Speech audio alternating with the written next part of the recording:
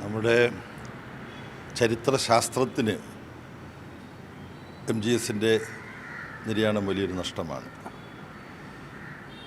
Professor MGS നാരായണനെ അനുസ്മരിക്കുമ്പോൾ അതിൻ്റെ രണ്ട് ഘട്ടങ്ങൾ എനിക്ക് ഓർക്കാതിരിക്കാൻ കഴിയില്ല. ഒന്നാമത്തെ ഘട്ടം ഇന്ത്യയിലെ ശാസ്ത്രീയമായ ചരിത്രരചനയുടെ ഭാഗമായി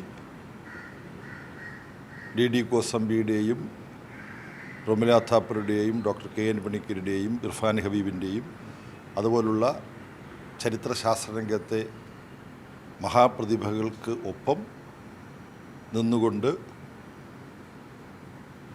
ഇന്ന് കേരളമെന്നറിയപ്പെടുന്ന പ്രദേശത്തിൻ്റെ പ്രാചീന കാല ചരിത്രം സംബന്ധിച്ച് പെരുമാക്കന്മാരുടെ കാലത്തെക്കുറിച്ച് ഒക്കെ അദ്ദേഹം നടത്തിയിട്ടുള്ള സൂക്ഷ്മമായ പഠനങ്ങളാണ്.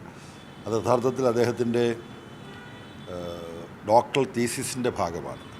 തുടർന്ന് അധ്യാപകൻ എന്നുള്ള നിലയിലും ഒരു കൂട്ടം അതിപ്രഗത്ഭരായ ശാസ്ത്രജ്ഞന്മാരെ വാർത്തെടുക്കുന്നതിൽ അധ്യാപകൻ എന്നുള്ള തലത്തിൽ അദ്ദേഹത്തിൻ്റെ സംഭാവനകളുണ്ട്. രാജൻ ഗുരുക്കൾ, മൈക്കിൾ തരകൻ, കേശവൻ വെളുത്താട്ട്, ഡോക്ടർ KN ഗണേഷ്, ഇങ്ങനെ തുടങ്ങി ഒട്ടേറെ പ്രഗത്ഭരായിട്ടുള്ള ചരിത്ര പണ്ഡിതന്മാർ ഇന്നിപ്പോൾ ലബ്ധപ്രതിഷ്ഠരാണ് ഇവരെല്ലാം. ഇവരുടെ അധ്യാപകൻ എന്നുള്ള നിലയിലും MGSൻ്റെ സംഭാവന വളരെ വളരെ വിലപ്പെട്ടതാണ്.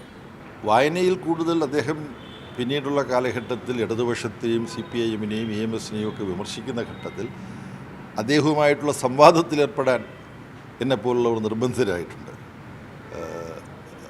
ഞങ്ങളെല്ലാം കൂടെ ചേർന്ന് എഴുതിയ ലേഖനങ്ങൾ സമാഹരിച്ചൊരു പുസ്തകം തന്നെ MGSനെ വിമർശിച്ചുകൊണ്ടുള്ളത് പ്രസിദ്ധീകരിക്കുകയുണ്ടായി. അപ്പോൾ സ്വാഭാവികമായിട്ടും MGSൻ്റെ സംഭാവനകളും അന്ന് ഓർത്തിട്ടുണ്ട്. സംഭാവനകളുടെ മൂല്യം അംഗീകരിച്ചുകൊണ്ടാണ് അദ്ദേഹത്തിൻ്റെ പിൽക്കാല നിലപാടുകളെ വിമർശിച്ചിട്ടുള്ളത്. സാമ്പത്തിക ലോകത്തിൽ വലിയ മാറ്റങ്ങൾ സംഭവിച്ചുകൊണ്ടിരിക്കുകയാണ് ഇപ്പോൾ. ആഗോളവൽക്കരണത്തിൻ്റെ ഈ പുഷ്കലകാലമാണത് ആവിർഭവിച്ച്. ഇവിടെ എൻ്റെ ഇടതുപക്ഷ സുഹൃത്തുക്കൾ ഈ ആഗോളവൽക്കരണത്തേക്ക് എതിർക്കാൻ വേണ്ടിയിട്ട് പല വാദങ്ങളും പ്രക്ഷോഭങ്ങളും ഒക്കെ നടത്തുന്നുണ്ട്. അതിനൊന്നും ഒരു ഫലവും ഉണ്ടാവില്ല.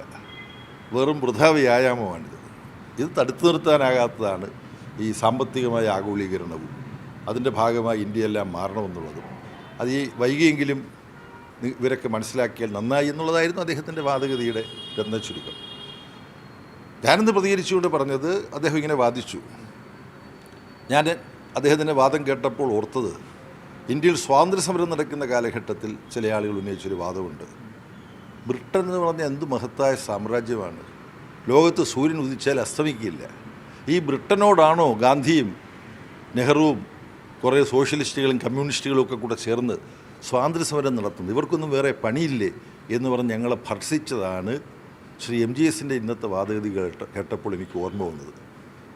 ബ്രിട്ടനെ തൊടാൻ പറ്റില്ല എന്ന് വാദിച്ചവർ പറഞ്ഞിടത്തല്ല കാര്യങ്ങളെത്തിയത്. സാമ്രാജ്യത്വം അസ്തമിച്ചു, കോളനി വാഴ്ച അവസാനിച്ചു, ജനകീയ മുന്നേറ്റങ്ങൾ, ദേശീയ വിമോചന പ്രസ്ഥാനങ്ങൾ വിജയക്കൊടി നാട്ടി, കമ്മ്യൂണിസ്റ്റ് പ്രസ്ഥാനവും ലോകത്ത് വലിയ മാറ്റങ്ങൾ വരുത്തി. ആഗോളീകരണത്തെ സംരക്ഷിച്ചുകൊണ്ടും ന്യായീകരിച്ചുകൊണ്ടും വളരെ പണ്ഡിതനായ എൻ്റെ ജ്യേഷ്ഠ സഹോദരൻ ശ്രീ MGS ഇവിടെ നടത്തിയ പ്രസംഗം കേട്ടപ്പോൾ ആ ബ്രിട്ടീഷ് അനുകൂല വാദഗതികളെയാണ് ഞാൻ ഓർത്തത്. അദ്ദേഹം അതൊന്ന് മനസ്സിലാക്കിയ നന്നായിരിക്കും എന്ന് പറഞ്ഞിട്ടാണ് അവസാനിപ്പിച്ചത്.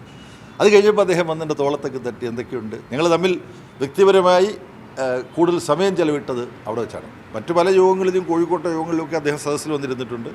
അദ്ദേഹം വേദിയിലുള്ളപ്പോൾ ഞാൻ സദസ്സിലിരുന്നിട്ടുണ്ട്. പക്ഷേ ഞങ്ങൾ പരസ്പരം ഒരു സംവാദത്തിൽ നേരിട്ട് ഏർപ്പെട്ടത് ഈ കുറ്റിപ്പുറത്ത് വെച്ച് നടന്ന ഒരു സാഹിത്യ സാംസ്കാരിക സംഗമത്തിലായിരുന്നു. അദ്ദേഹം വളരെ മാന്യമായും സ്നേഹത്തോടുമാണ് അദ്ദേഹത്തിൻ്റെ നിലപാടുകൾ രൂക്ഷമായി വിമർശിച്ച എന്നോട് പ്രതികരിച്ചത് എന്നുള്ളത് ഈ ഘട്ടത്തിൽ ഞാൻ ഓർക്കുകയാണ്.